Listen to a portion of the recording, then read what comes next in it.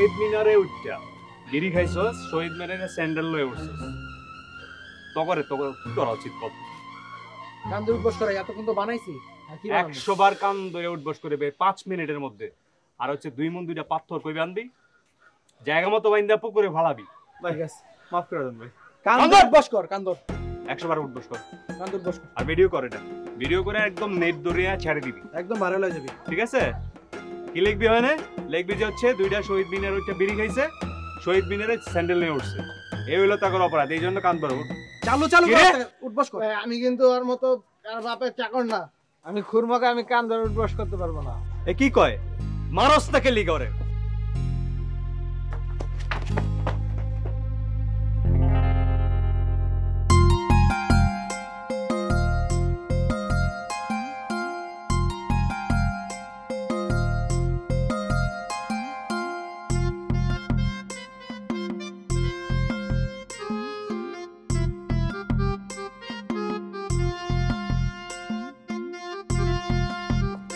আরে ওরা না হয় ফালতু ছেলে মারামারি করছে, আপনাকে দেখতে তো ভদ্র মনে হয়, আপনি কেন মারামারি করছেন?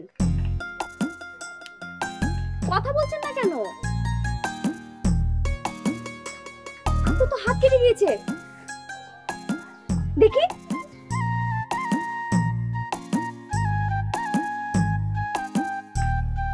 ব্লিডিং হচ্ছে তো, আপনাকে হসপিটালে নিয়ে যেতে হবে।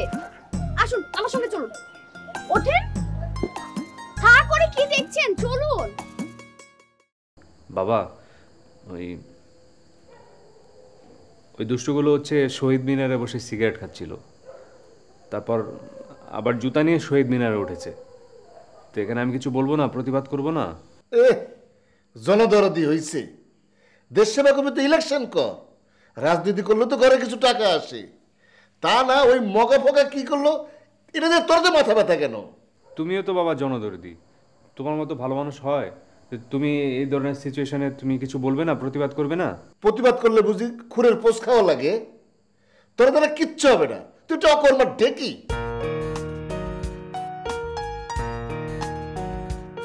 আব্বা, তুমি ভাইয়ারা তো বকাবকি করতেছো কেন? কত দেখছো না ভাই এমনি হাতের মধ্যে ব্যথা পাইছে। ও কি আদর খাওয়ার মতো কোনো কাম করছে? ও তো বোকা খাওয়ার মতো কাম করছে, খুরের পোস্ট খাইয়ে আসছে। আরে বাবা, চাকরি পাচ্ছিস না ভালো কথা, আর অনেক কিছু করে তো অনেকে টাকা রোজগার করছে, কেন তুই করছিস না? আর ও সারা দিন টোটো কোম্পানির মতো ঘুরে বেড়ায়, ঘরে একদমই মন টিকে না। আব্বা, আমি বলি কি তুমি একটা কাজ করো। কি কাজ? তোর মতো একটা বোন থাকলে শত্রুর অভাব হয় না।